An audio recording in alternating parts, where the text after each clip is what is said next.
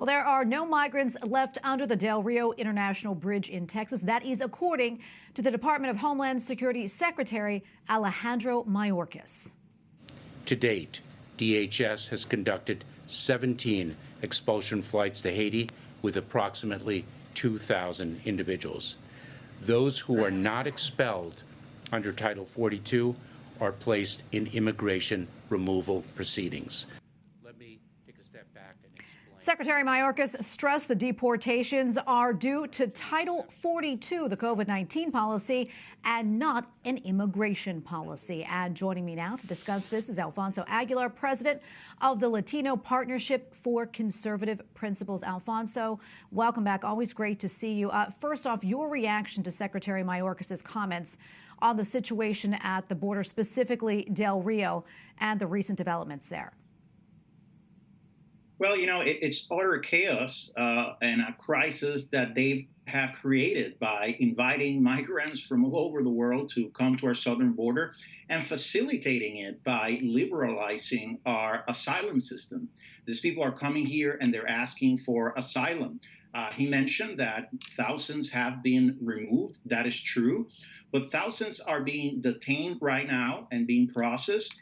And thousands have been detained and dispersed into the U.S. They're giving a notice to appear. And we know that many, thousands, will not appear before court or before immigration officials. So this is terrible. And when this happens, when people see that you can actually come here, that many are allowed to come in and they're dispersed into the country, that is another incentive for many more to come. About 9,000 of the Haitian migrants returned to Mexico, but I can tell you, they're going to be back. The message across the world, because it's not only in the Americas, it's across the globe, sadly, is that America is open. And Secretary Mayorkas has said it again today that the border is closed. He told Congress, House, and Senate that the border is closed, but clearly it is not.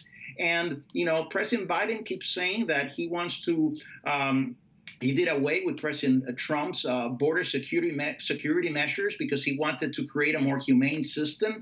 But actually, he has made it more inhumane. What's happening at the border, we all saw those images, are terrible.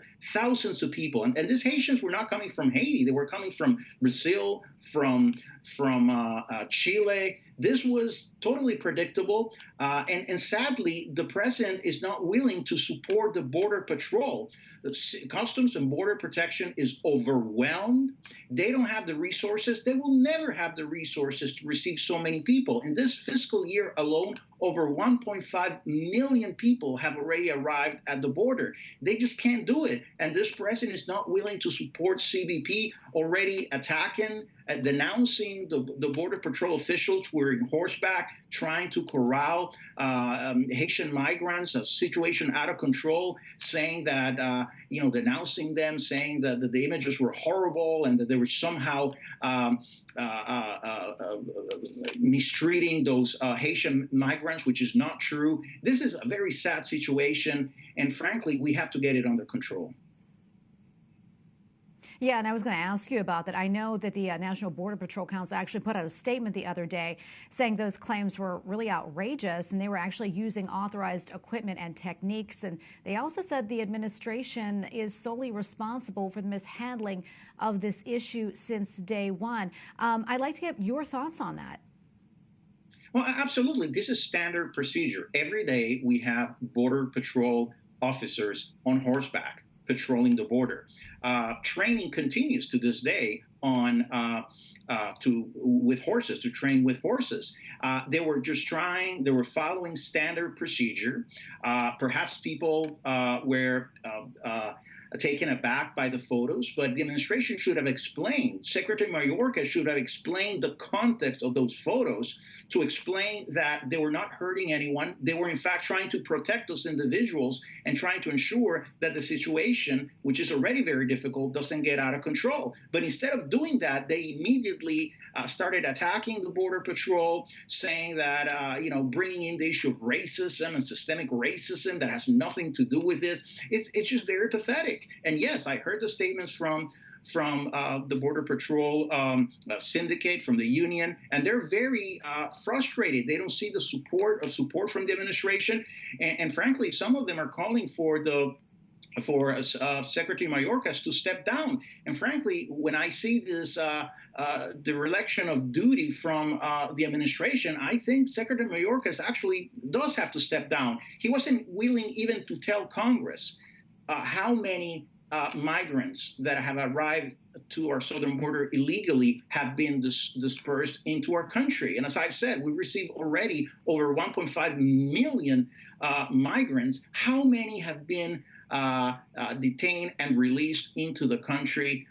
They can't provide those numbers to Congress. So I'm really, really concerned with the lack of transparency and accountability from Secretary Mayorkas.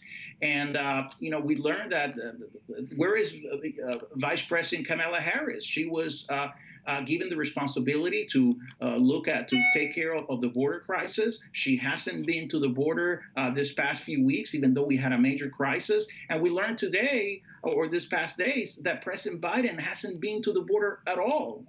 So this is a major crisis, and they seem to be ignoring it. It's time to put the resources in place, the measures in place to dissuade people from making this terrible, dangerous trek. It's not about being inhuman. The measures that President Trump put in place, the remaining in Mexico policy, the expanding the wall system, and the agreements that he reached, the safe country agreements he reached with countries in Central America, were put in place to dissuade people from making this inhumane and very dangerous trek. We have to put those measures in place to ensure that this doesn't continue. Well, Alfonso, unfortunately, we have to leave it there. Thank you so much for weighing in. We appreciate your time. Thank you.